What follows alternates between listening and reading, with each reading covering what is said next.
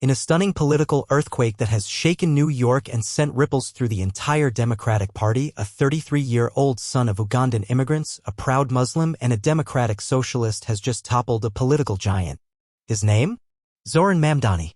Today, we explore the rise of a man who began his mayoral race with almost zero support in the polls, yet has emerged as the presumptive Democratic nominee to lead America's biggest city. How did he do it? What does he stand for? And why is his victory sending shivers down the spine of the political establishment? The shocking victory. Zohran Mamdani, a New York State assemblyman, community organizer, and democratic socialist, has pulled off what many believed was impossible.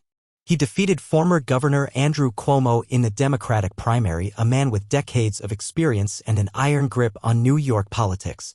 In his first interview after the victory, Mamdani said, "We live in the most expensive city in America, the wealthiest city in the world, yet millions here live in poverty and the rest are trapped. My mission is simple: make the city affordable for the people who build it every single day."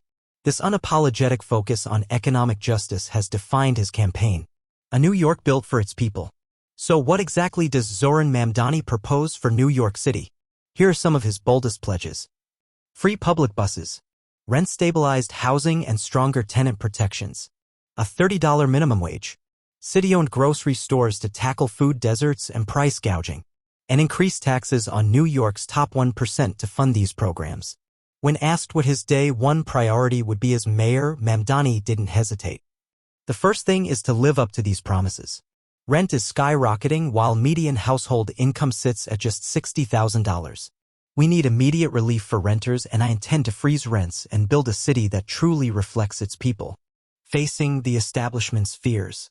But not everyone is celebrating Mamdani's win. New York's Democratic governor has already dismissed his tax proposals, saying, "I'm not raising taxes on people right now.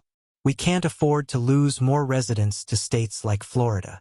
To this, Mamdani calmly responded, "It's not about losing billionaires to Palm Beach.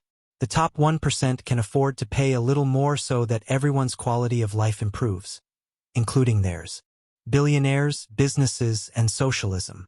Many critics argue that Mamdani's policies will hurt the very people he aims to help.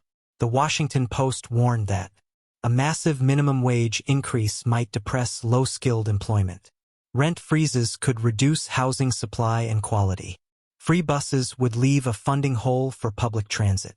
City-owned grocery stores could lead to shortages and poor service. But Mamdani remains confident. These proposals are thought out, funded, and necessary. For example, city-run grocery stores will cost $60 million in a $130 billion budget. Kansas and Chicago have successfully piloted such programs. So why can't New York? He believes his economic vision is exactly what's needed to stop the city from losing working-class residents to neighboring states. The billionaire threat. On Election Day, billionaire supermarket owner John Batiste threatened to shut down his stores if Mamdani wins, calling his agenda socialist insanity. Mamdani's response was measured. "My goal is to benefit all New Yorkers, including business leaders. They struggle to attract talent because this city is too expensive. My policies will make life better for everyone. Race, taxes, and fairness." Another controversial issue was Mamdani's property tax proposal, which mentions shifting the burden away from overtaxed outer borough homeowners towards wealthier neighborhoods. Some accuse him of racializing tax policy. He says, "This isn't about race, it's about fairness. Right now, poorer areas are paying disproportionately.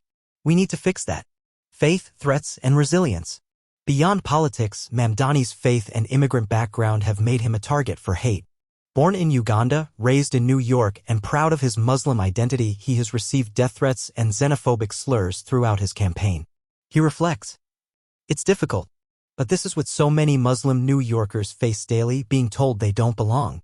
My victory proves the city is for all of us." The globalized controversy. When asked to condemn the phrase globalize them, seen by some as anti-Semitic, Mamdani explained, "That's not language I use. I understand people's concerns and I commit to tackling anti-Semitism through real action and safety policies. My role isn't to police speech but to build a city free from hate." The bigger picture, a new democratic playbook. Many believe Mamdani's stunning rise is a blueprint for progressive victories nationwide. He focused not just on fighting Trump, but on building a vision rooted in economic dignity. He said, "After Trump's win, I asked Democrats why they voted for him. They said, because under him I could afford things I can't now. That shaped my campaign, relentless focus on working people's needs." The future of New York politics. With Alexandria Ocasio-Cortez's endorsement and grassroots momentum behind him, Mamdani faces a general election against Eric Adams and potentially Andrew Cuomo again. But he remains confident. "We've built a coalition of over 400,000 New Yorkers. This isn't just my victory, it's a referendum against a system that made the city unaffordable for its own people." Zohran Mamdani's rise is not just about New York. It's about what happens when working-class people reclaim power from political elites.